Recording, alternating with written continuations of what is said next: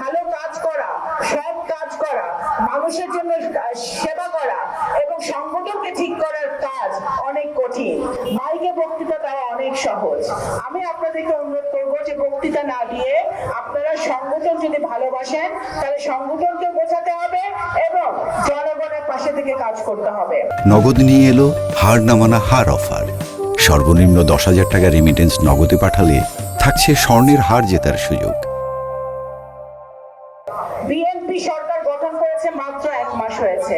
এই 1 মাসের মধ্যে অনেক কর্মসূচি কিন্তু মাননীয় প্রধানমন্ত্রী ইতিমধ্যে ইশতেহারে যা আছে সেটা শুরু করেছে।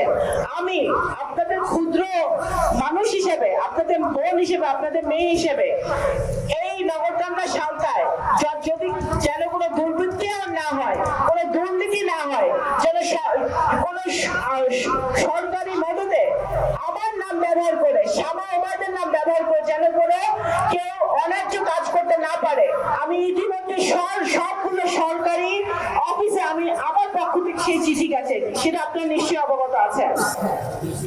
সুতরাং আমি চাই যে আমি যে নির্বাচনের আগে আমি যে অঙ্গীকার আমার এলাকাবাসীর কাছে, নগরকান্দা সালতাবাসীর কাছে করেছি, আমি যেই ওয়াদা গত 17 বছর ধরে আমার এলাকাবাসীর কাছে করেছি, আজকে আল্লাহ তাআলা সেই সুযোগ করে দিয়েছে সেই ওয়াদা পূরণ করার।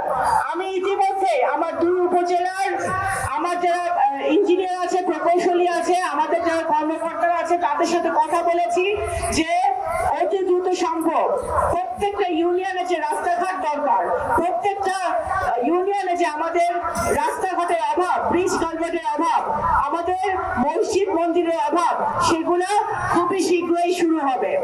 এখানে মেয়র ইলেকশন করেছিল আসাদ, যে বক্তব্য রাখলো সে বক্তব্যের সাথে আমি একমত না, এবং আরো যারা বক্তব্য রাখলো আপনাদের দায়িত্ব আপনাদের পালন করতে হবে। নিজেদের দায়িত্ব পালন না করে এখানে সে বক্তৃতা দিলে কিন্তু সমস্যার সমাধান হবে না।